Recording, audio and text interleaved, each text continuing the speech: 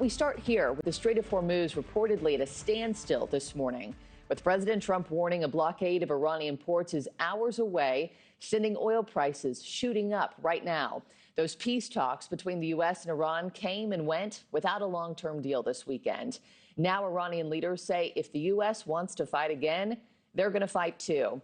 International correspondent Robert Sherman is live in the Middle East for us. But first, we start with senior congressional correspondent Joe Khalil live at the White House. Joe, the president promises to blow Iran to hell if they fire at these ships in the Strait.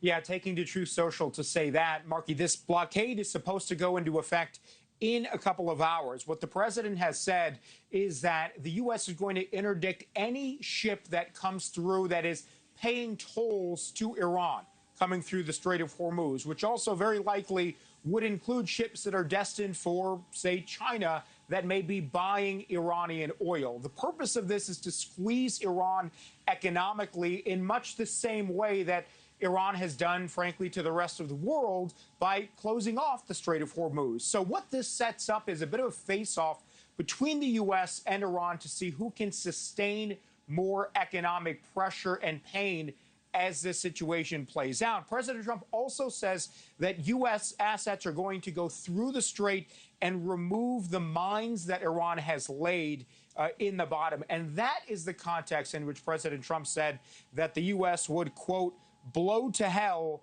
any Iranian who fires at us or at peaceful vessels there. Now, all of this comes obviously with this backdrop of these peace talks that happened in Pakistan, which Vice President Vance came from and essentially said there was no breakthrough, no deal on a long-term peace situation because he says the Iranians did not accept U.S. terms that are red lines for the White House, which would be ending all enrichment and dismantling enrichment facilities, giving up the enriched uranium that Iran already has, ending funding for terrorist proxies like Hamas and Hezbollah, and then fully opening the Strait of Hormuz. So those are the core tenets that the U.S. is continuing to try to push. And this is what President Trump said just overnight at Joint Base Andrews. Take a listen here. Iran's in very bad shape. And just so you understand, Iran will not have a nuclear weapon. Will not have. There is no way that they're going to get. They still want it. And remember, their promise was that they were going to open the Hormuz Strait. They didn't do it. They lied.